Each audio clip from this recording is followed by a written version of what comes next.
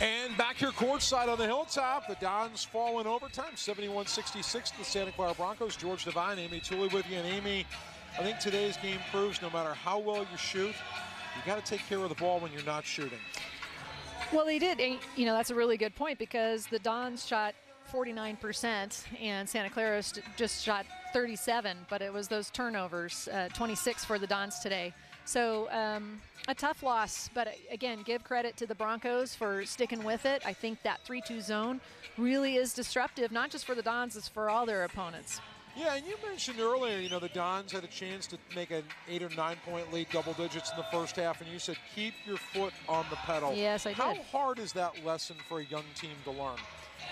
Oh, I don't think it's something that I think conceptually every player understands that. You never want to, you know, give your opponent a chance to get back into the game. I think what it is that Santa Clara making adjustments.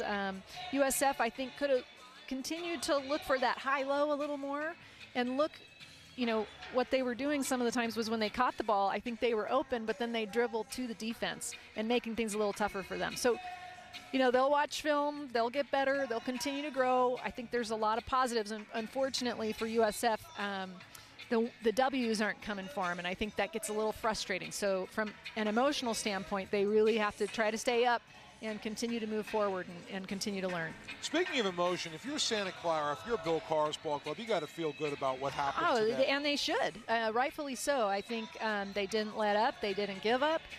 They made some big clutch shots. They handled the ball well in very strategic situations when they needed to in the end.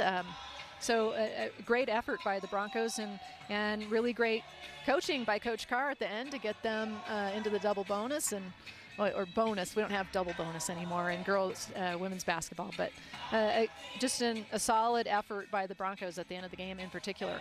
You know, I think Bill's got a feeling really good inside coming here. He's a Don. He graduated here in 1987. He was part of the group that brought men's basketball back to the hilltop as a player.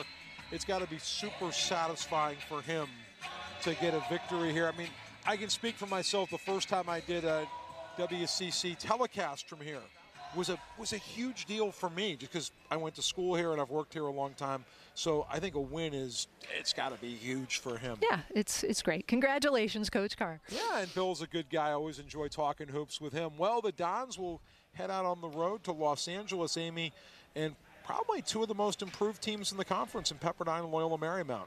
Yeah, I think you're seeing the coaches at those two schools really kind of get their systems ingrained and a chance to, they've been there for a couple years now, and you're seeing good things out of the Southern California schools. So there's going to be a tough road trip for the Dons.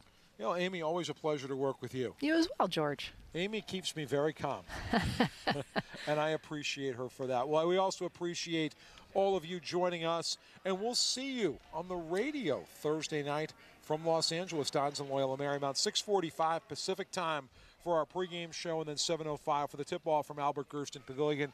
And then we'll do it again on Saturday next week from Pepperdine at 1:45 and 2 Pacific time. For Amy Tooley, I'm George Devine, our entire crew. Thanks for watching, and we'll see you later.